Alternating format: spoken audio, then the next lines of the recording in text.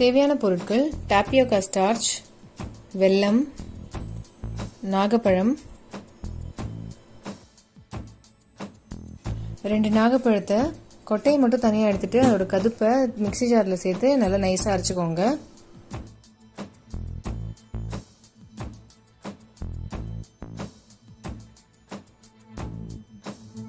இதை அரைச்சதுக்கப்புறம் bright purple கலரில் உங்களுக்கு பியூரே கிடைக்கும்.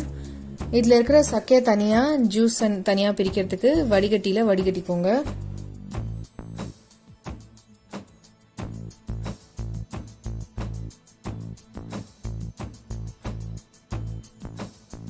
இந்த மாதிரி நாகப்பழ ஜூஸ் செப்பரேட் ஆனதுக்கப்புறமா 4 டேபிள் ஸ்பூன் ஜூஸ் ஒரு கடாயில் சேர்த்துக்கோங்க. ரொம்ப நிறைய இருக்கக்கூடாது, 4 டேபிள் ஸ்பூன் போதும். இது கூட 4 டேபிள் ஸ்பூன் அளவு வெள்ளை சர்க்கரை சேர்த்துக்கோங்க. இல்லை உடைச்ச வெல்லம் 4 டேபிள் ஸ்பூன் சேர்த்து நல்லா மிக்ஸ் பண்ணிக்கோங்க. நாகப்பழத்துக்கு ஜென்ரலாக துவர்ப்பு தன்மை ஜாஸ்தி, அதனால் நிறைய சேர்க்க வேண்டாம். ஏன்னா ஹீட் பண்ணும்போது இது கசந்து போகிறதுக்கு சான்ஸ் இருக்குது. இந்த மிக்சர் நல்லா ஹீட் ஆனதுக்கப்புறம் லைட்டாக திக் ஆகும். வெள்ளை பாகு ரெடி ஆனதுக்கப்புறம் நம்ம டாப்பியோக்கா ஸ்டார்ச்சை கொஞ்சம் கொஞ்சமாக இதில் சேர்த்து மிக்ஸ் பண்ணிக்கோங்க. இதில் நான் ஒரு 50 கிராம் அளவு மாவு சேர்த்து மிக்ஸ் பண்ணியிருக்கேன். டாப்பியோக்கா ஸ்டார்ச்சுங்கிறது வேறு எதுவும் இல்லை, மரவள்ளி கிழங்கு மாவு தான். இதை வீட்லேயே எப்படி செய்யலாங்கிறத நம்ம யூடியூப் சேனலில் போட்டிருக்கோம். டிஸ்கிரிப்ஷனில் லிங்க் கொடுக்குறேன், பார்த்து தெரிஞ்சுக்கோங்க. இந்த மாதிரி மிக்ஸ் பண்ணிகிட்டே இருக்கும்போது இது ஒரு ஸ்டேஜில் கெட்டியாகிடும். கெட்டியாகும் போது கேஸ் ஆஃப் பண்ணிவிட்டு இதை கூல் பண்ணிட்டுருக்கு அப்படியே விட்டுருங்க. ஒரு பிளேட்டில் டாப்பியோக்கா ஸ்டார்ச் லைட்டாக ஸ்ப்ரெட் பண்ணிக்கோங்க. இப்போ இந்த கலர்ன மாவு எடுத்து இதில் பெரட்டி நல்லா பிசைஞ்சுக்கோங்க. மாவு சேர சேர இதோட கலர் டார்க் ப்ரௌன்லேருந்து லைட் ப்ரௌனுக்கு மாறும். இந்த ஸ்டேஜில் அழுத்தி பாருங்கள். ஸ்பாஞ்ச் அமுகிற மாதிரி அமுங்கிச்சுன்னா இதுலேருந்து ஒரு குட்டி குட்டியாக பால்ஸ் செய்ய ஆரம்பிச்சிடலாம். பால்ஸ் நம்ம ஊர் ஜவ்வரிசி சைஸை விட கொஞ்சம் பெருசாக இருக்கணும். இந்த மாவுலேயே அதை டிப் பண்ணுற மாதிரி நிறைய பால்ஸ் செஞ்சுக்கோங்க. பால்ஸ் எல்லாம் செஞ்சு முடிச்சதுக்கப்புறம் இந்த மாவில் ஒரு கோட்டிங் கொடுத்துக்கோங்க. கையால் ஸ்ப்ரெட் பண்ணிங்கன்னா மரவள்ளி கிழங்கு மாவு இதில் ஒட்டிடும். ஒரு பாத்திரத்தில் 200 ml தண்ணியை நல்லா கொதிக்க விடுங்க. நல்லா கொதிச்சு வந்ததுக்கப்புறம் நம்ம செஞ்சு வச்ச குட்டி குட்டி பால்ஸை இதில் சேர்த்துக்கோங்க. பால்ஸ் வெந்த உடனே நல்லா மேலே மிதக்க ஆரம்பிக்கும். கொஞ்சம் சைஸ் பெருசாகும்.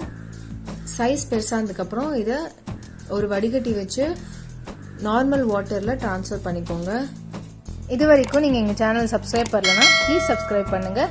கூடவே அந்த பெல் ஐக்கானையும் தட்டி விட்டுருங்க.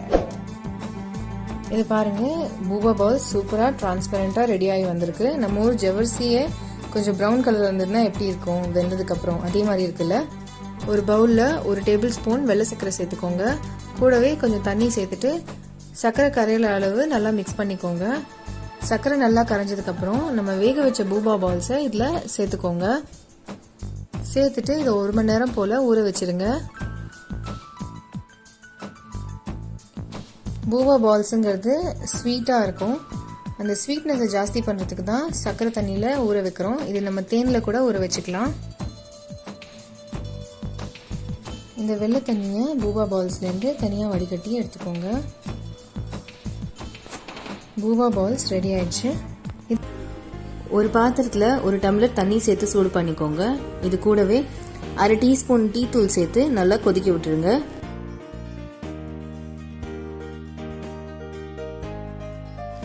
பாதியாக குறையணும்லாம் அவசியம் இல்லை. லைட்டாக டீயோட கலர் நல்லா தண்ணியில் பறனதுக்கப்புறம் இதை வடிகட்டிக்கோங்க. டீ டிகாஷன் ரெடி ஆயிடுச்சு. இது கொஞ்ச நேரம் ஆற விட்டுடுங்க. இந்த மாதிரி டார்க் கோல்டன் ப்ரௌனில் இருக்கணும். ஒரு கிளாஸில் 2 டேபிள் ஸ்பூன் பூபா பால் சேர்த்துக்கோங்க. பூபாஸ் வீட்லேயே எப்படி செய்யணுங்கிறது நான் யூடியூப் சேனலில் போட்டிருக்கேன், பார்த்து தெரிஞ்சுக்கோங்க. டிஸ்கிரிப்ஷன் பாக்ஸில் கொடுக்குறேன். பூபா பால் சேர்த்ததுக்கப்புறம் 4-5 ஐஸ் கியூப் சேர்த்துக்கோங்க. கூடவே நம்ம செஞ்சு வச்ச டீ டிகாஷனை இதில் சேர்த்துக்கோங்க. 10 டேபிள் ஸ்பூன் அளவு டீ டிகாஷன் சேர்த்துருக்கேன். இது கூடவே காய்ச்சி ஆற வச்ச பால் 1 டம்ளர் சேர்த்துக்கோங்க. சேர்த்துட்டு இதை நல்லா மிக்ஸ் பண்ணிக்கோங்க.